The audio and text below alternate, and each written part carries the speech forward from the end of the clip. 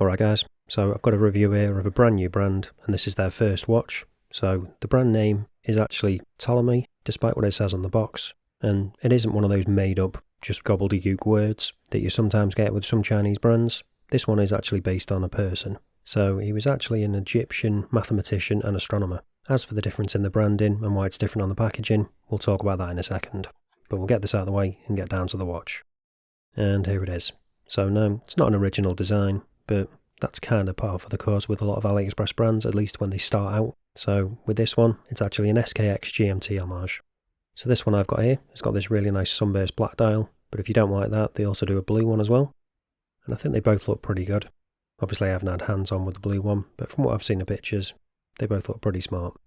So before we go into any more detail on the dial and bracelet and other bits and pieces, first of all let's go over the dimensions, because they do actually differ from the ones that are listed. So to begin with, we've got a diameter of 42.5, then we've got a thickness of 13.3, both of which are actually smaller than what's listed. This is why I always check measurements when I get watches in, and I also recommend you check out reviews before you pick up any of these watches, because sometimes they do differ. So the lug width, that is right, that's 22mm.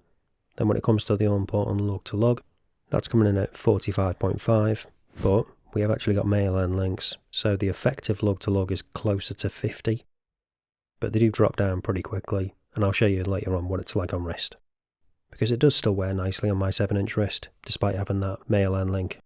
When it comes to the weight, on the supplied bracelet, with all the links included, it's coming in at 194 grams, and then size for my 7-inch wrist, coming in at about 183. So let's take a closer look at that bracelet now.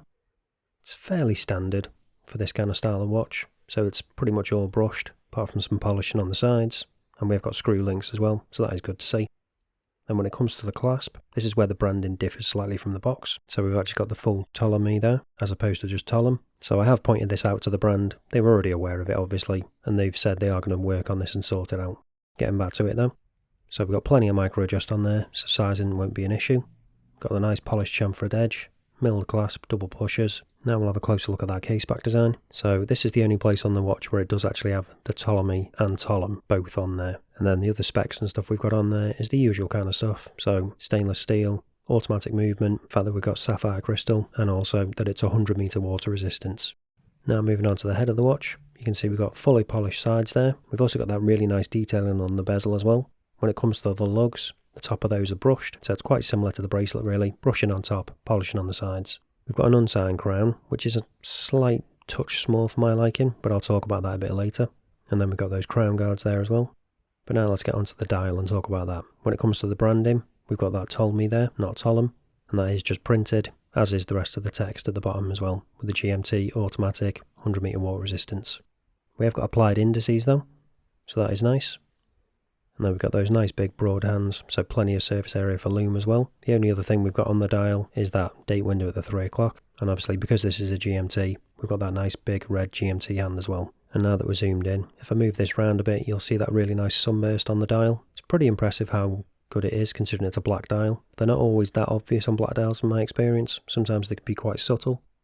So now let's talk about the bezel. So it's actually quite an interesting one for a few different reasons. So we're going to zoom out. I'll show you the action on it first. So it's actually a 24 click bi-directional bezel. It's fairly light, but there's not really any backplay. And it is actually an aluminium bezel insert as opposed to ceramic. So I know that will please some people, others probably not so much. And when it comes to the alignment, mine is perhaps a smidge off to the left, but because there is an ever so slight bit of play in it, I can just move it a touch and it's absolutely fine. When it comes to the colour on this bezel, that's also pretty interesting. Depending on the lighting, sometimes it can look completely black, and then other times you'll actually catch the light on that bottom section and you'll see that it is a really nice blue. So between that bezel and also that dial, it's actually a pretty dynamic watch. I do really like it. But now let's get back to that crown and also the movement and talk about them in a bit more detail. So if we get a quick zoom out, so if we unscrew the crown, and as I said, it is a little bit awkward to get hold of. Pop it out to the first position, and then we can change that date, turn it the other way, we can adjust that GMT hand, then pop it out to the second position, second hand stops, so we've got hacking. And then we can just change the time, and obviously that GMT hand will move with the other ones as well. Pop it back in, second hand re-engages. So once the crown is popped out, winding it isn't an issue, but if I get a zoom in, I'll show you what I'm talking about. So when it's out, it's perfectly fine, but you can see it doesn't really stick out at the bottom at all. It's all just above those crown guards. So when you're winding it or adjusting it, you have to kind of just do it from the top. So as opposed to grabbing it and turning it, you're almost just rolling it across the top, which can be a little bit awkward when you're trying to screw it back down, especially.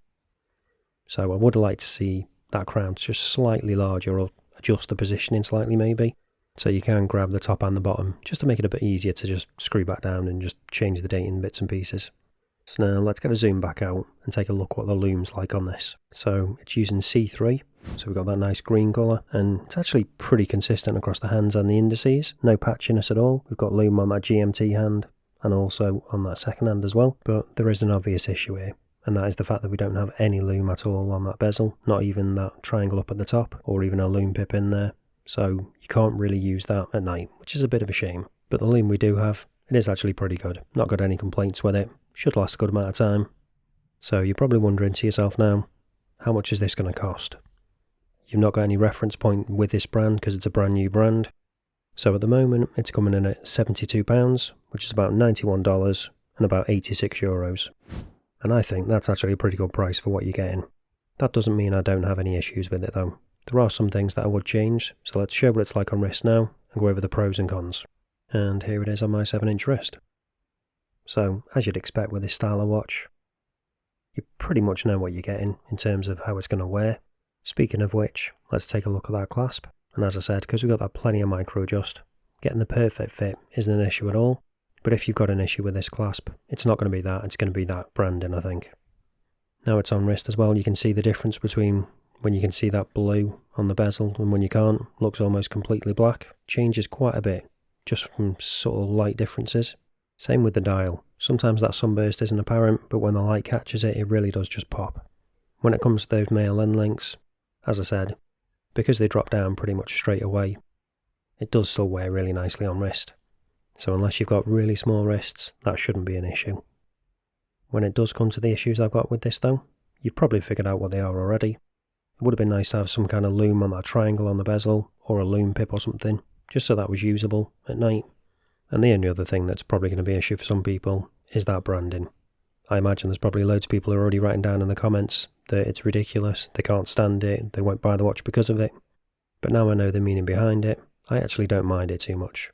If they can sort out the consistency of it and then that bit on the case back, and obviously the same with the actual box it comes in, I think they'll be fine. If you agree and you're interested in picking one up, don't forget to use the link down in the description. That does help support the channel, but you don't pay any extra. And that's it for this one, guys. Thanks for watching, and I'll see you in the next one.